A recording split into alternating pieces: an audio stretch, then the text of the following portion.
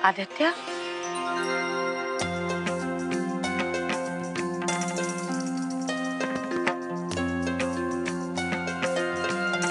जय श्री कृष्ण। सच कर। सच है पुत्र। क्या मैं कुछ दिन और यहाँ रह सकता हूँ? देख, तू हमारे परिवार का हिस्सा है अब, और इसलिए तू परिवार का हिस्सा बन के इस घर में रहेगा, समझ गया? सॉरी, लेकिन ये मुझसे नहीं होगा। अगर आपको मुझे किराएदार की हैसियत से रखने में प्रॉब्लम है तो इट्स ओके, मैं कहीं और अरेंज कर लूंगा। जो जी चाहे वही करना, हम कुछ नहीं कहेंगे, ठीक है ना?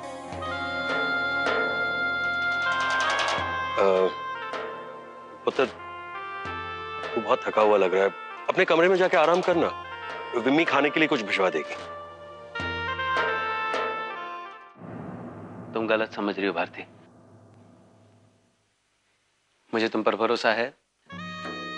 मैं ये भी जानता हूं कि तुम सच बोल रही हो, लेकिन तुमने मुझसे इतना बड़ा सच छुपाया, इस बात का गुस्सा मुझे आगे बढ़ने से रोक रहा है। 28 साल से इतना बड़ा बोझ लेकर जी रही हूं मैं।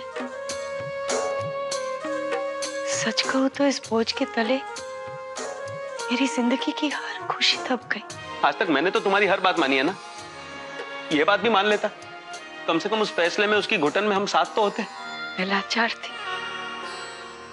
मैं अपने बच्चों को खोना नहीं चाहती थी।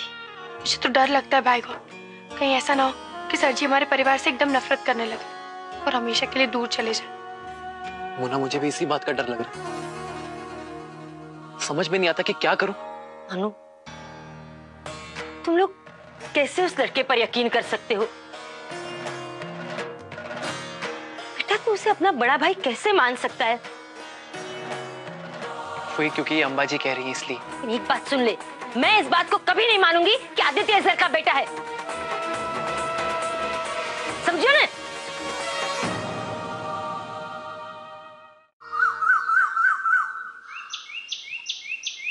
कैसा भरा पूरा परिवार छोड़कर हम लोग चारों धाम की यात्रा पर गए थे। पता नहीं किसकी बुरी नजर लग गई हमारे परिवार को। हम इस बुरी नजर को दूर करने के लिए पूजा कर लेते हैं ना भाई गौर।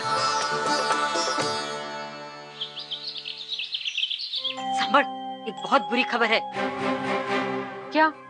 ये मोना रानी और अनुकल्प उस आदित्य को हमारे घर में रखने की जिद कर रहे हैं।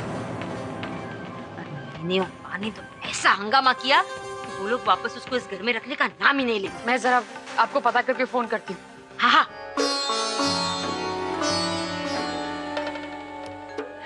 तुम्हारे लिए मेरे पास कोई सवाल नहीं है।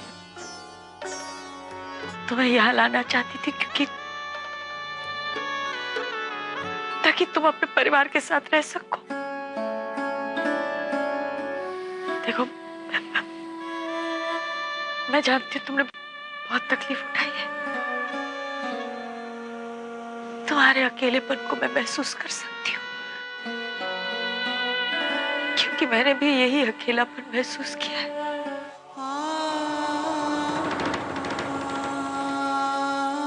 जब आपके पति ने ही मुझे अपना मानने से इनकार कर दिया तो दूसरों से क्या उम्मीद रखूं? नहीं बेटा, तुम अपने पापा को गलत मत समझो। वो बहुत अच्छे इंसान है। बस उन्हें यकीन नहीं हो रहा है कि मैंने इतना बड़ा सच उनसे छिपाया। पर तुम देखना, एक बार उनके दिल और दिमाग का झगड़ा खत्म हो जाएगा तो फिर तुम्हें इस तरह अपने गले से लगा कर रखेंगे, जिंदगी भर तुम दूर नहीं हो पाओगे उनसे। मुझे थोड़ा वक्त चाहिए।